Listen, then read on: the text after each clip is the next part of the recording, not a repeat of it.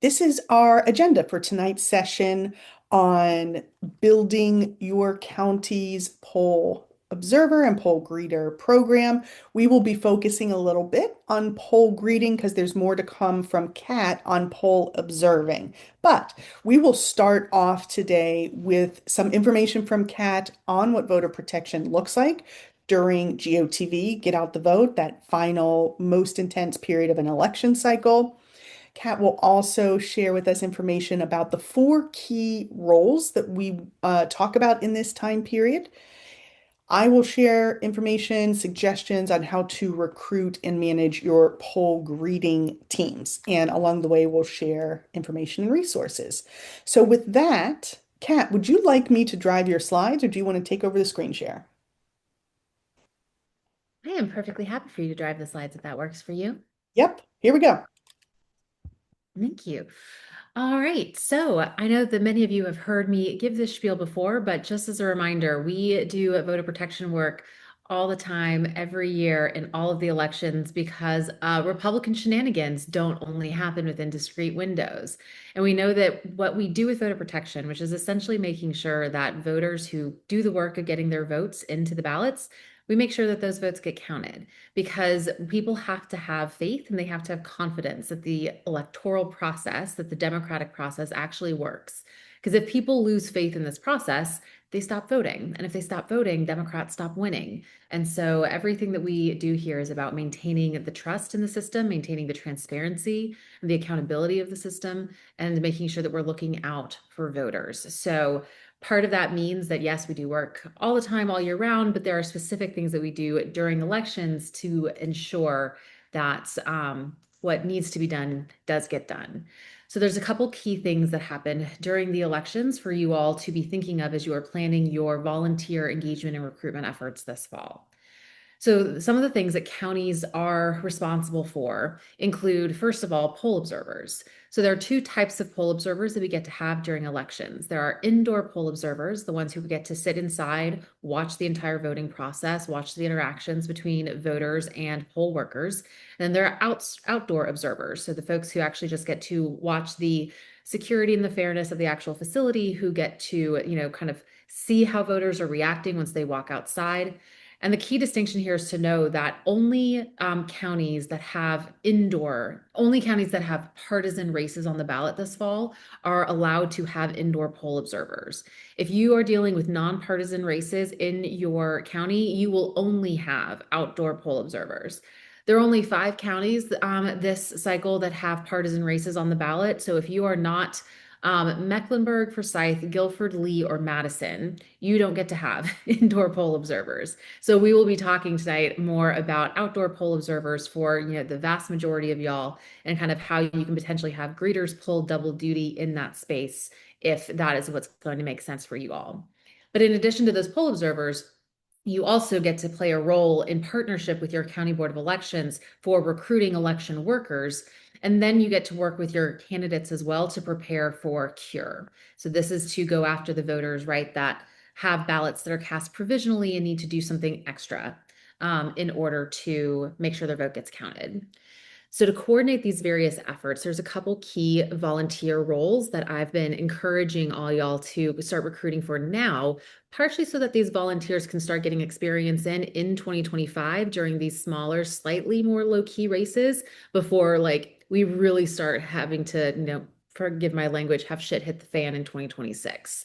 So the first one here is to make sure that you all have identified in your counties a VoPro lead, right? Voter protection, especially when we are doing a lot in the even year cycles, but even when we're doing kind of this more targeted program in the odd year races, it involves, right, planning for chase and cure. It involves recruiting indoor poll observers potentially. It involves recruiting outdoor poll observers. It means monitoring what's going on at your board of elections. It's juggling a lot of things. And you all, as chairs of your county parties, have a million different things that you're responsible for. So it is likely that you need to designate a VoPro lead, a dedicated person either in your county leadership or another volunteer whose job it is to help kind of run your poll observer program, your other voter protection efforts, who is somebody who can make sure that they are the people responsible for getting emails from me, right? When we have different resources and materials and trainings that are available, these are the people that I can make sure that I'm calling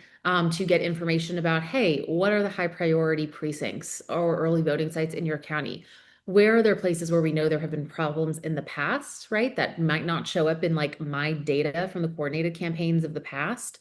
How do we make sure that we have good flows of communication? So having a vote pro lead to kind of like really spearhead your voter protection kind of strategy efforts, your recruitment efforts, and then your communication with the party is a really, really important volunteer role. At the moment, about a third of all of the counties have identified their vote pro lead. So if you haven't yet, this is something to really start looking into.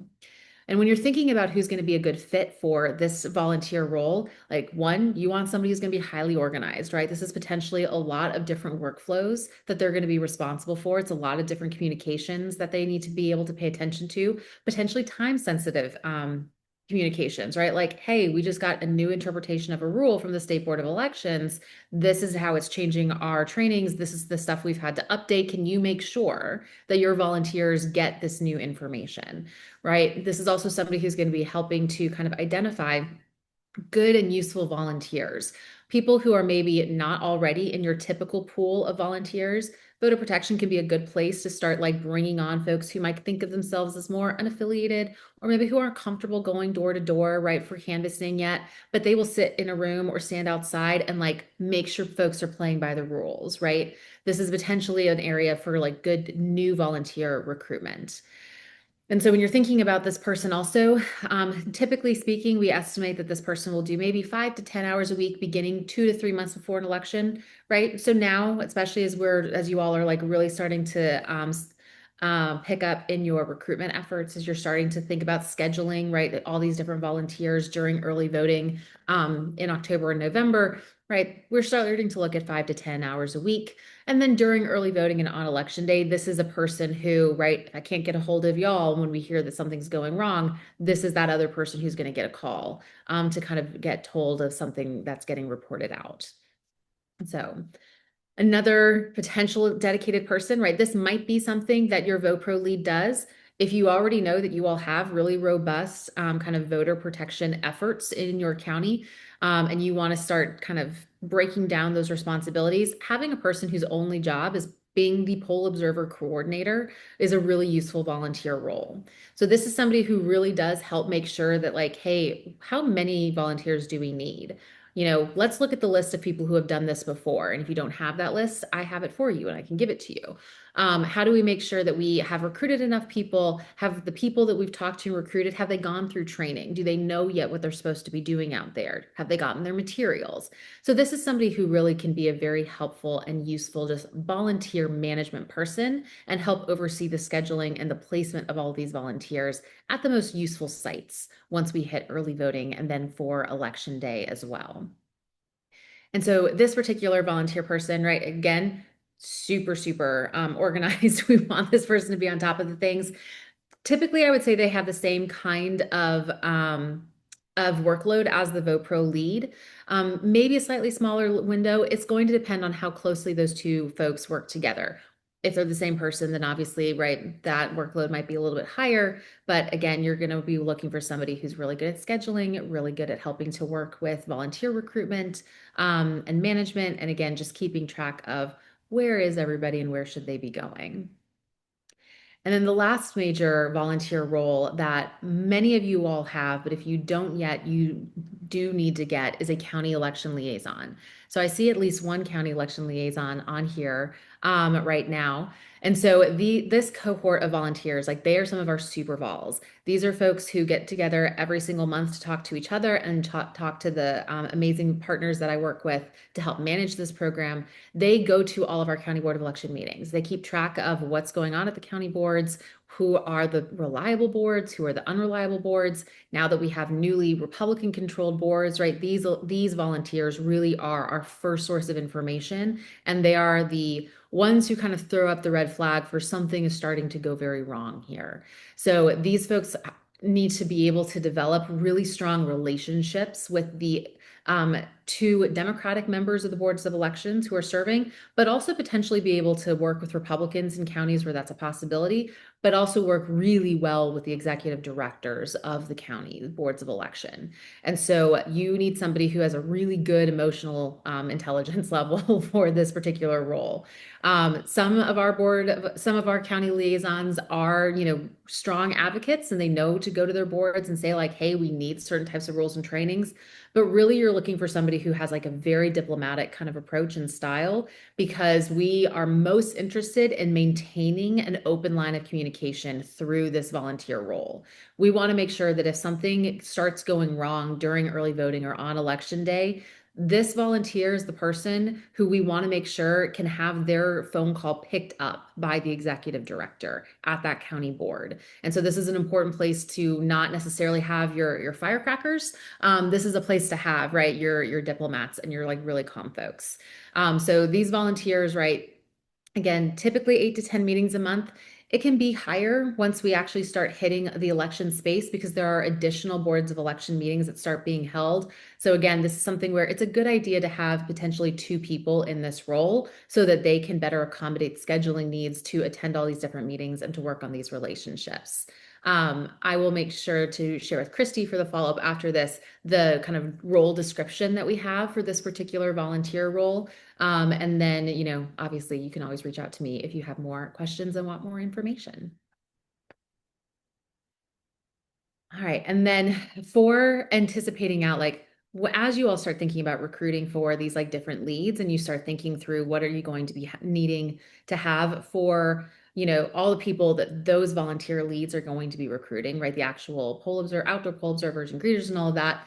So NCDP is going to have dedicated training opportunities for outdoor poll observers. We'll also have them for the indoor poll observers for the handful of counties for whom that's relevant. And we're going to have materials that are going to be helpful for those observers as well, right? So this is where these trainings will go into more detail around like, all right, how do you look out for and what are you looking for when it comes to the security and safety at a polling site? What do you do if you find out that there are a lot of law enforcement that are hanging around, or God forbid, ICE shows up, right? What are the things that the volunteers can do? What resources are they going to have when they're spotting any potential problems? We will also have materials and handouts on like, hey, when you see somebody walking out of the polling space, here are like the 3 things to ask them because these are the things we know that are going on, right? That's going to include like how provisional ballots are being handled for the registration repair folks, right? It involves making sure that we know that we can see if there are any changes being made to how photo ID is being handled under the new Republican leadership. So we'll have some nice and easy kind of just checklists that these voters can do, or not voters, these volunteers can use so that if you have people who have never been an indoor poll observer before, they will still get all the training they need to be an outdoor poll observer. So again, a potential place for like new volunteers to go into. We're also going to be having a live volunteer hotline. So we always have our voter hotline, right? So the place that voters can call to get information about where do I vote, how do I vote, right? What are the rules and requirements right now? So that's currently live and being answered. We will have, however, a dedicated phone number for all of for your greeters and for your outdoor poll observers to call to report any problems to, or if they say like, hey, I feel like something sketchy is going on, what do I do? They're going to have dedicated volunteers standing by to help them navigate that situation for both October and November. And then for those of you who are from the 5 counties with indoor poll observers, we will have the tools for you all to do like live scheduling and training through NCDP and in conjunction with us as well. So all of those resources are going to be available and in the mix. And you will be able to see those on Christie's training calendars and through emails and outreach that we will be sending your way. Any questions so far?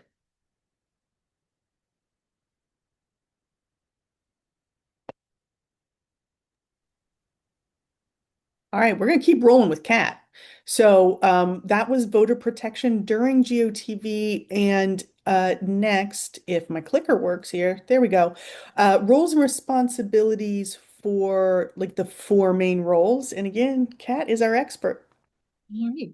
So yeah, so these are the actual roles for volunteers, right? So if the last kind of category of folks were kind of the lead volunteers, right? The super vols that you all are using to tap for like leadership roles, these are now the people who are on the ground, right? So these are the ones who are going to be all over the place in your county. So first of all, this is something that your election liaisons are really helpful for. Y'all need to be checking in with your county boards of elections to ask them, do they have enough poll workers?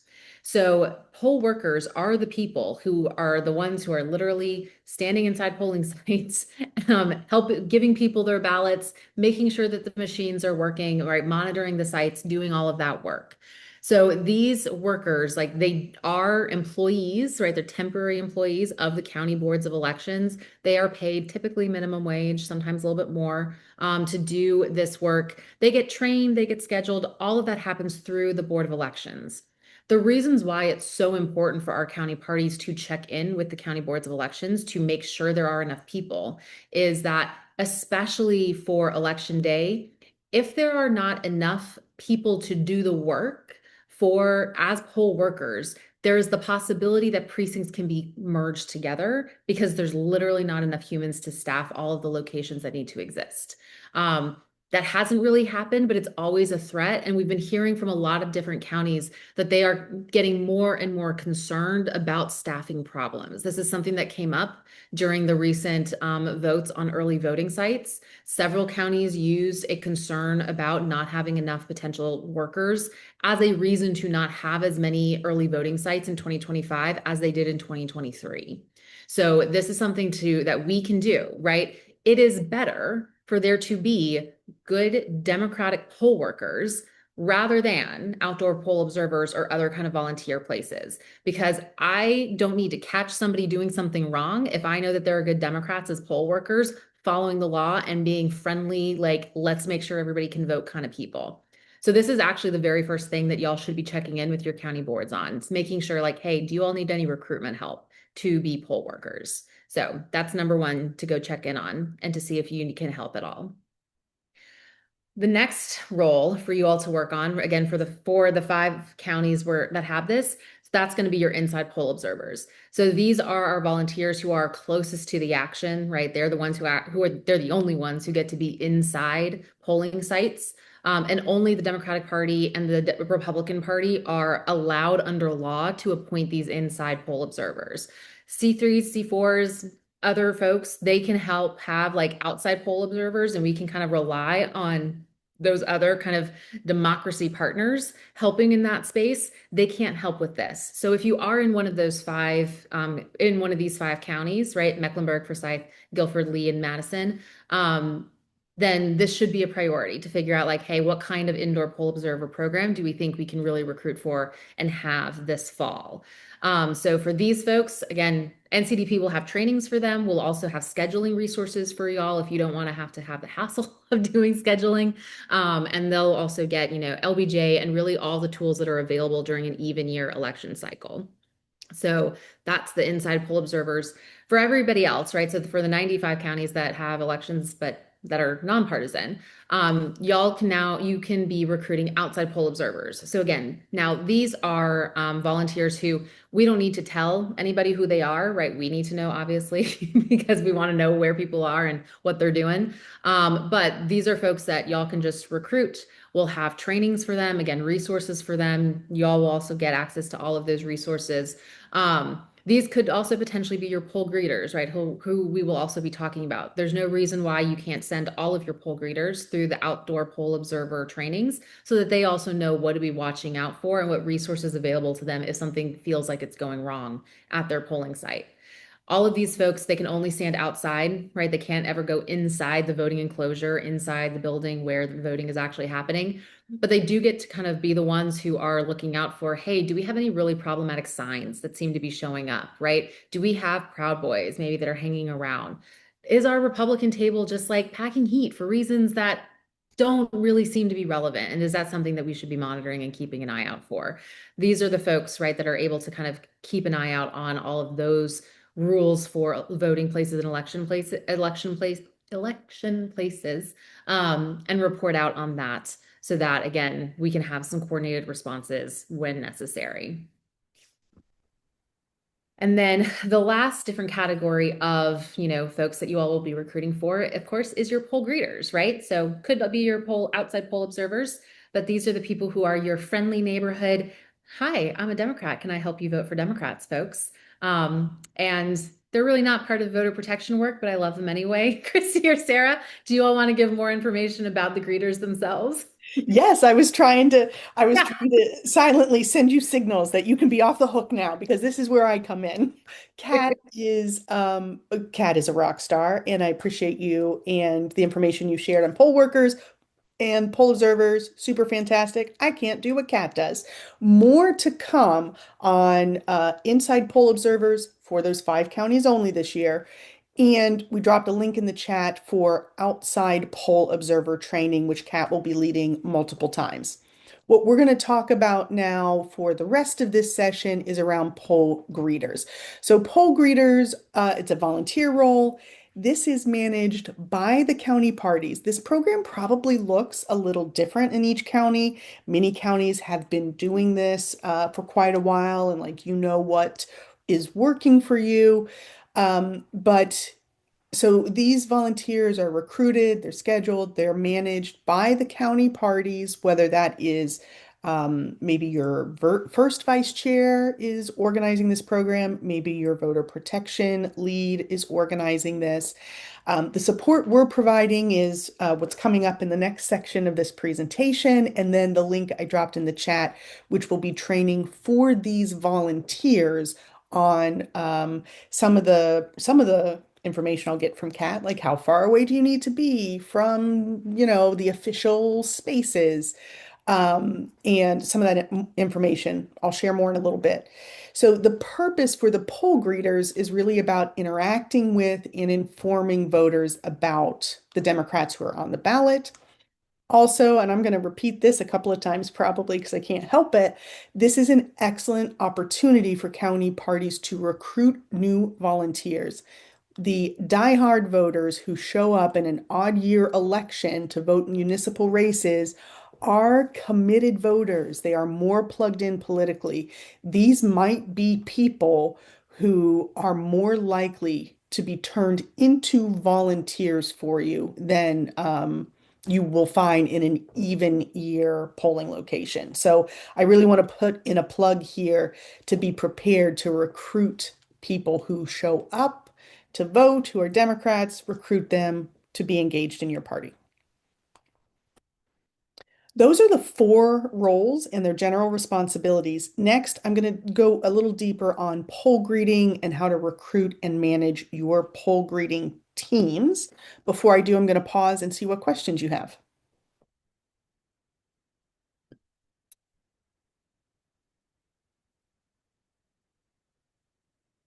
I see thinking faces, but no raised hands. Okay, I'm going to keep moving. So, recruiting and managing your poll greeting teams. I'm going to start right off by asking you all a question. If you want to raise your Zoom hand or type in the chat, what are benefits of poll greeting? Has your county done poll greeting before? What are some of the benefits? Jonah Garson. You get to recruit the most engaged voters because the folks who show up for local races are your super voters and most likely to volunteer for you in the future. Thank you, Jonah. What else we got? What are some benefits of setting up a poll greeting program? Oh, Tom, go ahead, please. Well, every time we do it, people tell us it's the most fun they've ever had. They have fun. They see people they haven't seen in a long time. They always learn something new. People hang around the tent. It's like a party almost, you know. It's just a really good time. We make it fun. That's So excellent. What county are you in, Tom? Jackson County in the Jackson. West. All right, thank you. I love that. I don't have that on my next slide. I'm gonna have to add it. Let's see, a comment from Sharon. That is a question for Kat to perhaps answer in the chat, and I'll come back to it. Susan, go ahead. My question is for Tom Downing. What do you do at that table that that makes it more fun than just a table full of, with a person behind it? Well, we have snacks and we always have some snappy signs, some sometimes snarky, sometimes funny signs, and we have swag that we offer to people, and we yell out and say hey to every single person, whether they're Democrat, Republican, or Independent. We just wave at people and say, hey, we're showing the love. Okay, great. Are things like swag and snacks okay now? I mean, I remember times when there's controversy over whether you can offer water and pizza or any of those things. I'll shut up and listen for the answers from anybody. I hope they're okay.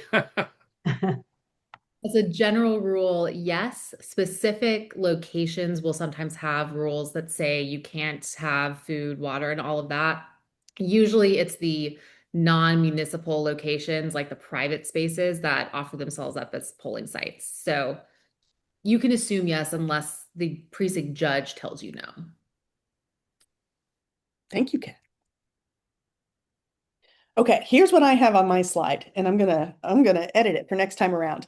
One of the benefits that I want to talk about is being visible, particularly in some areas where it's redder.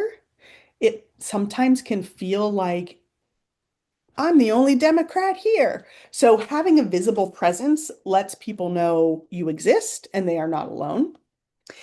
This is that final chance to inform and influence voters before they cast their ballot. I know in many counties and many communities, the Democrats know I need to go right to that poll greeting setup and get my blue ballot or get a printout from the county. Maybe I haven't paid all that much attention, but I can trust the Democratic Party is going to tell me who to vote for. So people have come to rely on that. This is now the third opportunity to say, this is a chance to recruit new volunteers.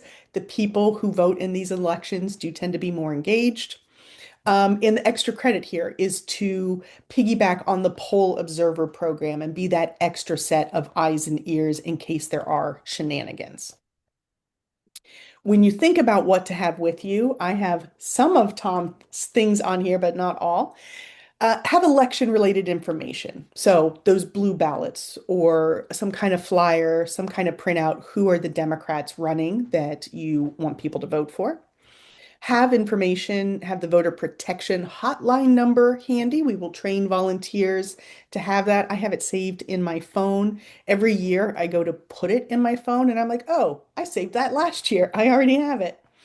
Um, you should have some information for the registration repair next steps. So if anybody has to cast a provisional ballot, they could come back out to you and find out what they need to do to repair their voter registration for next year.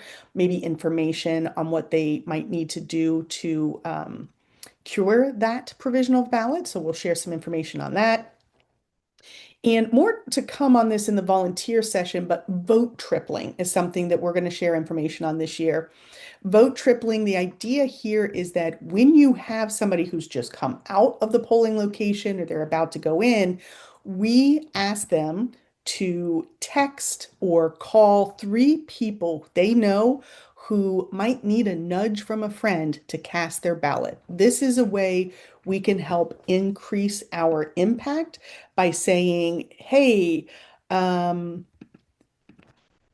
forget, I know that you're heated about all the nonsense going on in the world right now. Don't forget today's election day. Go vote between now and 7 p.m. Send a selfie, send a reminder. So this is the principle behind vote tripling. Have information about your county party. I really encourage you to have at least one, maybe two or three events scheduled in on Mobilize coming up November, December, January. Have events scheduled that you can immediately shift people into. This will save you some time and energy instead of saying, put your name on a general interest list and we'll reach back out later to get you signed up for events. Have events already created on Mobilize, sign people up for them. Probably social events. Honestly, if these are people who haven't volunteered before, going into the holiday season, I would recommend those events that you have on the calendar be social events rather than like your monthly business meeting. Having a holiday party or a toy drive or an event where you're going as a county party to work at a food bank or a shelter, something like that. Um, I really encourage you to have events to sign people up for. And if you have a newsletter, if you have a volunteer interest form, you can have those things as well. But when you're having a conversation with somebody, I'm going to try to get them shifted right away. Then, as Tom said, swag, snacks, coffee, that always will draw people to you. What I don't have is snappy signs. I need to add that. And then these will be reminders for volunteers as well. But what do you really physically need, right? Have a phone that's fully charged. I like to carry a backup battery with me, particularly in these cold weather months. Phone batteries generally drain a little faster, so I might have a little auxiliary charging pack with me. And then what do you have in your physical space? This can be as minimal as a couple of people standing around with clipboards and pens, or it can be more robust. And maybe you have, a sunshade and table, chairs, an ironing board with a tablecloth over it. But have a setup here. The more elaborate that is, I would just encourage you to think about what is your process going to be for tearing that down every night, setting it back up the next day, and will the materials need to move from one person to the next depending on who's signed up each day? What am I missing here? What else do you include at your poll greeting location? Sarah O'Brien. Um, I was going to add actually something different, which is in addition to thinking about like who is it responsible, I think I've seen some counties designate, especially during early voting, like one person who puts it out in the morning and brings it back at night, and then just volunteers kind of hand it off from one shift to the next during the day. But packing all this stuff in your headquarters is also a great bonding moment for a lot of county parties. They have like parties where they prepare like all their poll greeting um, supplies and like assembly line style. So that's another way to involve folks who maybe are less interested in getting out on doors or phones, but the packing of all this swag is another good volunteer opportunity. Awesome. Thank you. Anybody else? What else am I missing? Oh, Tom, go ahead. Yeah, we here in Jackson County, we had our Republican friends got these gigantic boards of lies about us. And so I said, doggone it, at our busiest precinct. And I went to Ingalls and I got a bunch of these helium-filled balloons and tied them to the legs of each one of the pop-up tents. And they were like 20 feet tall. So we had these giant balloons waving in the air. And that's all anybody could see was the giant balloons waving in the air. And I was like, ha, gotcha. I like that. I like that. Also, like I'm so digging your joyful approach to this. And also like that's kind of my vibe a little bit when people are telling lies about Democrats is like roll my eyes and like those goobers don't know what they're talking about. I don't trust them with nothing. So I appreciate your joyful warrior approach. I also what I don't have on here, although maybe swag and stuff gets to it, but like I want this to be an obvious Democratic presence. Now, you know your communities better than me, and I don't know if there's some places where you feel like you need to be on the down low. I want to be a loud and proud Democrat. I know that everything the Republicans are doing, it's all like nobody wants it. Very few people want what they are doing. They are just really loud and obnoxious. So I want to have a visible, obvious Democratic Party presence so that I am drawing the Democrats to me and I am repelling the Republicans. So I'm going to wear my Democratic t-shirts. If you have signage, what did we say here, Tom? Snappy signs. I don't know, print out some memes. Do you have people who have artistic skills that they can put drawings of memes on poster boards to put up, whatever. I definitely want to make this a joyful and fun experience. When you're planning your poll greeting, here's some logistical things to think about. And this is going to piggyback off the work you are doing on the poll observing, but where are the polling locations? When are they open? Which ones are the most crowded? If you don't have enough volunteers to cover all of the dates and times when the polls are open, how will you prioritize those efforts? Um, how long will your shifts be for your volunteers? This might be a little bit based on your community vibe. Is it a 2 hour shift? It's a 4 hour shift. If it's a 4 hour shift, you probably need to recruit fewer people for coverage, but there might be people who are like, I can't do a full 4 hours. So think about how you want to set up those shifts. How many people do you want to have at a time? Usually it's probably like two people. If you have one person who's been doing it before and they're comfortable being there by themselves and you know you can rely on them to actually show up, you can probably get away with one person, but you probably don't need more than two. I would rather have coverage more times than have like four people at a time, would be my preference. When you think about your volunteer recruitment for this, all those volunteers who over time have said that they are not interested in or are not capable of door knocking, this is a less physically taxing um, activity, perhaps for some volunteers. Do you have people who have done it in the past and that's your starting point for recruitment? Do you need to call through and get people excited and get them signed up to attend? What kind of scheduling and tracking tool have you used in the past or do you want to use? So you might have an Excel spreadsheet. You could certainly use Mobilize to schedule and recruit for your shifts and manage that. The benefit of using Mobilize is that people will get the automated text and email reminders. Also, recently, thanks to Chair Clayton giving Mobilize a hard time, we increased our contract and decreased our costs. So we don't have limitations on that. If you use Mobilize, maybe you make these, maybe you put limits on, three people sign up for any one shift because you only really need two. Maybe somebody can't make it. So think through those logistics. I'm also always going to recommend making confirmation calls. You're really counting on people. Sarah says she has used a tool called Sign Up Genius, which I think is a free website you can use to help manage something like this. I haven't used that myself, and while I had the best of intentions of trying out that tool before this training, I didn't get to it. But Sign Up Genius is a tool that you can use as well. Jonah Garson.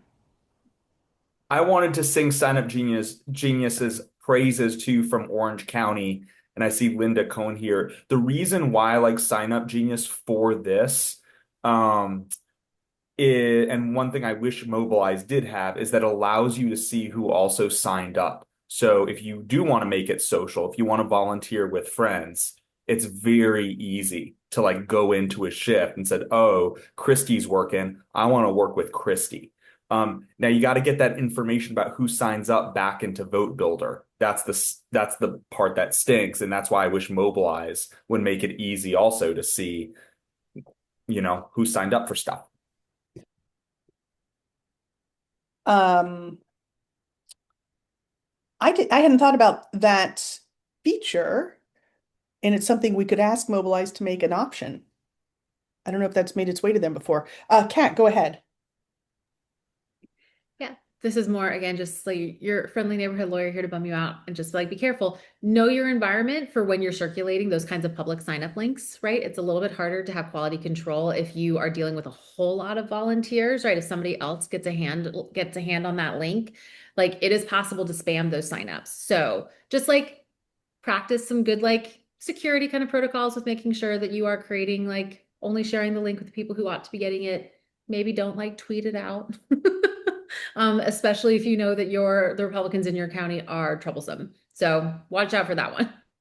Yeah, good suggestions. So you can always post the events as private on Mobilize. Pros and cons, right? The con is if it is public, people who you don't already know might see it and be interested. which is great. The con is you might get shenanigans. There's somebody who in the past week has started signing up for a million of my events as Joe Biden. So I had to block him on Mobilize. So those are kind of trade-offs to making an event private in Mobilize. For something like this, it might make sense. Just keep in mind then you have to make sure you're doing the work to get the link to people, whether you're texting the people in your Rolodex, you're including it if your county has a newsletter. Maybe if you have a private Facebook group, you could post it there. Just think about some of those trade-offs. Okay, we're getting to the tail end here, and I can see a lot has been going on in the chat, but I have not been keeping up. So, Sarah or Kat, anything in the chat that we should talk about? Just one quick thing that I answered in the chat, just to make sure that everybody saw. There is a limitation on who can serve as a, board of election, basically staff poll worker, and that's you cannot have a leadership position in a party. So you can't be the chair, vice chairs, precinct chairs. You can take like assuming that your, county organization rules allow for it, you can temporarily step down from, right, those positions in order to be the poll worker. It's just when you are working as a poll worker, you are a nonpartisan election worker. So that is a limitation to keep in mind. Thank you, Kat. All right, let me buzz through the last bit of questions here, excuse me, of slides, and then we'll take any more questions we have. And Sarah, if you could drop some chat links in the chat. I did not put this link in the notes, so okay, next steps and resources. Oh, I did. This is the training for outside poll observers. You can see on the screen here, it's being offered 5 times. One of those is a noon session. The others are 6 to 7. So please share that link with the volunteers in your area who might be interested in that. Kat will share more information with them. Then we have these dates for poll greeter training. I will be delivering that, hopefully with help from Sarah O'Brien. And I know that a county or two have said they want to do their own training, totally fine. Asked if they could have the slides we're using as a starting point. They don't yet exist, but I know that that request is out there, so I'm going to try to get them done in advance. I started them, but they're not done yet. So if you are hoping to get those slides from me early, looking at my second vice chair here or anybody else who's going to do county specific training. When I send the follow-up email tomorrow, reply and say, hey, Christy, get your act together and send me that stuff, and I'll put you on my list. Then Kat has started a voter protection related email newsletter. And I don't have that link handy, but I'll try to get it from you, Kat, to send in the follow-up email. Yes, I also have not yet saved that sign up link. I will find it for you and share. I'm a very bad newsletter publisher. The newsletter is fun. You know what? Republicans are up to a whole bunch of shenanigans. I can't even say the word. I'm so frustrated. So we were like, my gosh, we have so many updates to share. Let's start an opt-in email newsletter for people who want to stay on top of that information. So that's coming. Here are our office hours. Kat, is this still the right time you do office hours? It has been pushed back to, actually, no. Let me look at my calendar so I do not tell you all the wrong information. It is I will get the updated 2 to 3. VoPro office hours and include it in tomorrow's follow-up email. My office hours are Fridays from 11 to 12, and the organizing team has their office hours Thursdays from 3 to 4. So if you need help thinking about any ways you might want to adapt this in your county, other information, we're there hanging out in Zoom, twiddling our thumbs unless you show up to ask us questions. With that, I'm going to stop recording and more comments in the chat.